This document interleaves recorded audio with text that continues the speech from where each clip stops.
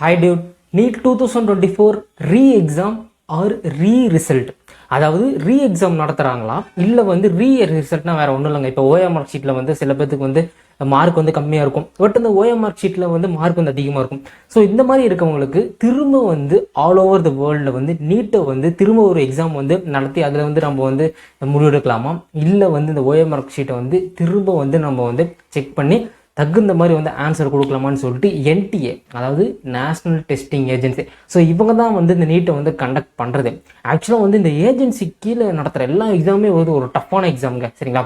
அது நீட்டாக இருக்கலாம், இல்லை வேறு ஏதாவது எந்த ஒரு எக்ஸாமாக இருந்தாலும் என்டிஏ கீழே, டெஸ்டிங் ஏஜென்சி கீழே வர எல்லா எக்ஸாமும் டஃப் எக்ஸாம். இந்த உலகத்திலே டஃப்பான எக்ஸாம் நீட்டு, அதுவும் என்டிஏ நடத்துறது அப்படின்ற ஒரு பேர் போய் இப்போ என்டிஏ மேலே நிறைய பேர் குற்றச்சாட்டு விடுத்துட்டாங்க, ஸ்கேம் ஆகுது, ஸோ என்டிஏ ஸ்கேம் பண்ணிட்டாங்க, அப்படி இப்படின்னு நிறைய விஷயத்தில் ஸ்கேம் பண்ணியிருக்காங்கன்னு சொல்லிட்டு 2024 திரும்ப நீட்டை ரீ-எக்ஸாம் பண்ணலாங்களா அப்படின்றத இந்த வீடியோ நம்ம டீட்டெயிலில் நம்ம பார்க்க போகிறோம். ஆக்சுவலாக ரீ-எக்ஸாம் நடத்தினா உங்களுக்கு நல்லா இருக்குமா, இல்லை ரீ-ரிசல்ட் நடத்தினா உங்களுக்கு நல்லா இருக்க மாட்டேறதை கீழே கமெண்ட் செக்ஷனில் கமெண்ட் பண்ணுங்கள்.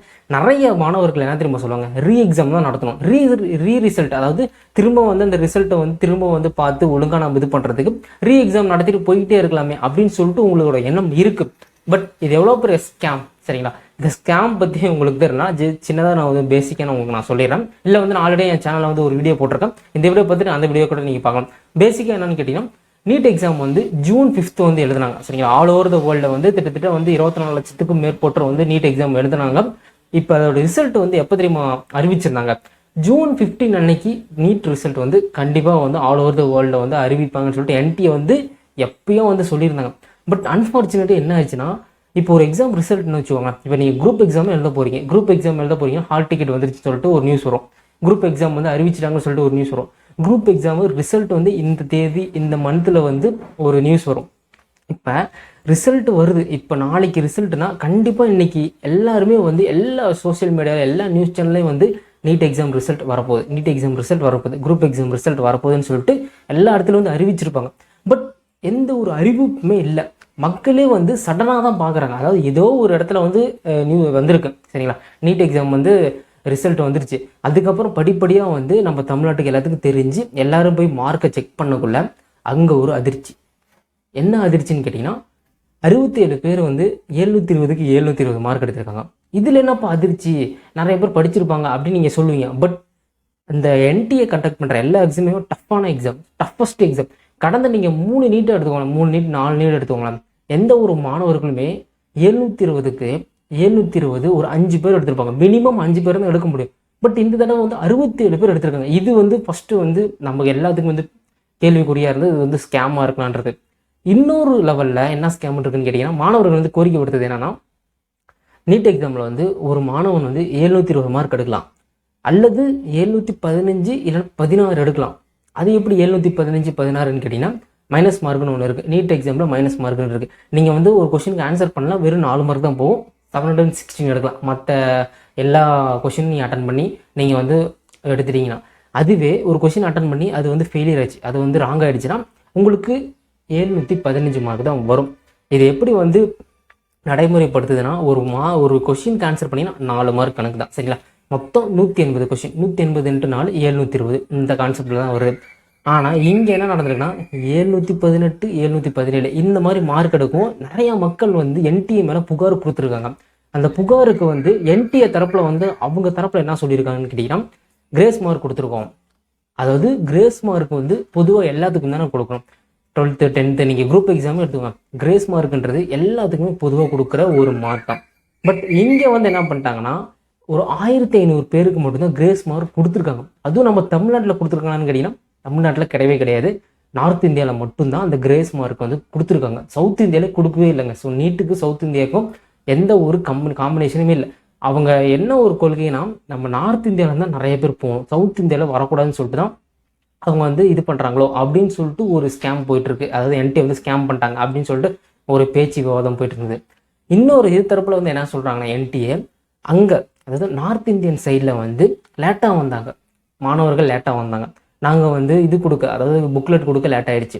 அப்புறம் இன்னொன்று சொல்கிறாங்கன்னா, டீச்சர் வர லேட் ஆகிடுச்சு, ஹால் இன்வெஸ்டிகேஷன் வர லேட் ஆகிடுச்சு. இப்படி லேட் ஆனதுனால நாங்கள் கிரேஸ் மார்க் கொடுத்துருக்கோம். இதெல்லாம் கேட்க நமக்கே வந்து ஒரு இதாக இருக்குல்ல. வெறும் 1500 பேருக்கு மட்டும்தான் கிரேஸ் மார்க் கொடுத்துருக்காங்க என்டிஏ. அதுவும் வந்து நார்த் இந்தியா, சவுத் இந்தியாவில் கிடையவே கிடையாது. இது ஒரு ஸ்கேமாக இருக்கலான்னு பேசப்படுது. இந்த ஸ்கேம் எல்லாத்தையுமே நம்ம வந்து ஆல்ரெடி நம்ம எல்லாம் நிறைய நியூஸ் சேனல் எல்லாமே வந்து போட்டுட்டாங்க சரிங்களா. பட் இதுக்கு வந்து எந்த ஒரு நடவடிக்கையுமே இன்னமும் எடுக்கல. இப்போ வந்து கவுன்சிலிங் வரப்போகுது சரிங்களா. 2024 மெடிக்கல் கவுன்சிலிங் வரப்போகுதுன்னா அது வந்து இன்னும் அஃபிஷியலாக வந்து அனௌன்ஸ்மெண்ட் பண்ணல. ஏன்னா நீட் எக்ஸாமே இப்படி ஆயிடுச்சு. எப்படி இப்போ கவுன்சிலிங் நடத்துவாங்க? சில பேருக்கு வந்து மார்க் வந்து ஹையாக போட்டிருக்காங்க.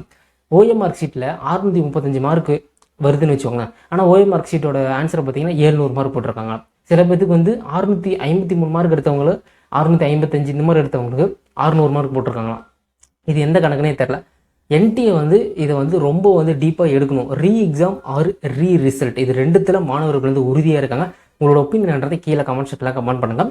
ஸோ இது மட்டும் இல்லாமல் நீட் எக்ஸாம், அதுவும் என்டிஏன்றது ஒரு பெரிய ஒரு ஏஜென்சிங்க சரிங்களா. என்டிஏ வந்து சூப்பராக வந்து எக்ஸாம் வந்து கண்டக்ட் பண்ணுவாங்க. எந்த ஒரு குளறுபடியும் இருக்காதுன்னு சொல்லிட்டு மத்திய அரசால் அங்கீகரிக்கப்பட்ட ஒரு ஏஜென்சி. அதாவது சென்ட்ரல் கவர்மெண்ட் கீழே தான் இதில் வரும் சரிங்களா. இப்போ வந்து நம்ம ஸ்டேட் கவர்மெண்ட் சரிங்களா, ஸ்டேட் கவர்மெண்ட் கீழே இந்த நீட் வருது. சென்ட்ரல் கவர்மெண்ட் கீழே தான் இந்த நீட் வரும். சென்ட்ரல் கவர்மெண்ட்டால் அங்கீகரிக்கப்பட்ட ஒரு ஏஜென்சி இப்போ வந்து மாட்டிக்கிட்டாங்களா அப்படின்ற ஒரு கேள்விக்குறி இருக்குது. இந்த நீட் உங்களுக்கு எப்படி இருக்குது? ஸோ இந்த நீட் வந்து உங்களோட பார்வையில் எப்படி இருக்குன்றதை கீழே கமெண்ட் செக்ஷனில் கமெண்ட் பண்ணுங்கள். ஸோ இன்னும் இதை பற்றி பேசணும்னா நம்ம வந்து பேசிக்கிட்டே போகலாங்க. ஸோ இன்னும் நிறைய அடுக்கடுக்கான வந்து ஸ்கேம்லாம் நடந்துகிட்டு இருக்கு. அதே மாதிரி வந்து நீட் எக்ஸாம் வந்து முன்னாடி, அதாவது நீட்டை வந்து மே 5னா ஆல்ரெடி வந்து மே 4 அன்னைக்கு வந்து நிறைய பேர் மாட்டிக்கிட்டாங்க. நீட்டு ஆன்சர் ஷீட், அதாவது நீட்டோட கொஸ்டின் பேப்பர்லாம் வந்து விநியோகிச்சாங்க அப்படின்னு சொல்லிட்டு ஒரு 13 பேர் வந்து மாட்டிக்கிட்டாங்க. அதை பற்றி நம்ம வந்து எதுவும் பேசலை. இதில் இன்னொரு முக்கியமான ட்விஸ்ட் என்னன்னு கேட்டிங்கன்னா, ஹரியானாவில் வந்து 8 பேர் வந்து 720க்கு 720 மார்க். அதே ராஜஸ்தானில் 720க்கு 720 பேர் வந்து 11 பேர் வந்து எடுத்திருக்காங்க. இது இன்னொரு ஸ்கேம். இதுதான் வந்து நீட் ஸ்கேம். இப்போ வந்து மாணவர்களோட கோரிக்கை வந்து ரீ எக்ஸாம், மறுதேர்வு உறுதியா இல்லையா? நீங்கள் வந்து பேசினா மட்டும், அதாவது மாணவர்களாகிய நாம் இல்லை வந்து செய்தித்தாள்கள் இந்த மாதிரி சோஷியல் மீடியாவில் வந்து இந்த மாதிரி நம்ம நிறைய பேசினா தான் என்டிஏ வந்து அதுக்கு தகுந்த நடவடிக்கை எடுப்பாங்க. இல்லைனா கண்டிப்பாக வந்து எடுக்க மாட்டாங்க. இந்த ஆண்டு வந்து கவுன்சிலிங் கூட வந்து நிறைய பேர் வந்து போக கூட மாட்டுறாங்க. ஏன்னா மார்க் இல்லையே சரிங்களா. மார்க் எடுத்தவங்க போயிடுவாங்க, மார்க் இல்லாதவங்க, அதுவும் அதிகமாக மார்க் எடுத்து அந்த இதில் வந்து கம்மியாக மார்க் வந்து அஃபிஷியலாக வந்து அனௌன்ஸ் பண்ணவங்களோட நிலைமை என்னது? இதில் வந்து 1 வருடம் வந்து வேஸ்ட்டாக போயிடுச்சா? நிறைய பேர் வந்து 1 வருடம் படிச்சுட்டு, இல்லை வந்து 2 வருடம் படிச்சுட்டு வந்து நீங்கள் நீட் எக்ஸாம் எழுத உதவுவீங்க, எப்படியாவது மார்க் எடுத்துட்டு உள்ளே போயிடலாமான்னு. பட் அவங்களோட வாழ்க்கை வந்து கேள்விக்குறியாக தான் இருக்குது. இதுக்கு என்டிஏ, நேஷனல் டெஸ்டிங் ஏஜென்சி வந்து என்ன பதில் அளிப்பாங்கன்றதை நம்ம வந்து பொறுத்து இருந்தால் பார்க்கணும். நீங்களே வந்து திங்க் பண்ணி பாருங்களேன். ஒரு 2 வருஷம் படிக்கிறாங்க, இல்லை 1 இயர் படிக்கிறாங்க. அது ஸ்கூல் 12th முடிச்சோன்னா ஒரு 1 இயர் வந்து நீட் கோச்சிங் போகிறாங்க, பணம் கட்டி வந்து படிக்கிறாங்க. அந்த மாதிரி படிச்சுட்டு ஒருத்தங்களால் வந்து நிறைய மார்க் எடுத்துட்டாங்க, பட் வந்து ஆன்சர் ஷீட்டில் கம்மியான மார்க் இருக்குது. ஸோ அவங்களால வந்து நீட் கவுன்சிலிங் அட்டன் பண்ண முடியல, அவங்களால வந்து மெடிக்கல் சீட் வாங்க முடியலன்னா எப்படி இருக்கும்? இதுக்கு எல்லாத்துக்குமே வந்து என்டிஏ வந்து தகுந்த பதில் அளிக்க வேண்டும். அதாவது நேஷனல் டெஸ்டிங் ஏஜென்சி வந்து தகுந்த வந்து பதில் அளிக்க வேண்டும். ஸோ இந்த வீடியோவை நீங்கள் எல்லாத்துக்குமே நீங்கள் ஷேர் பண்ணுங்கள்.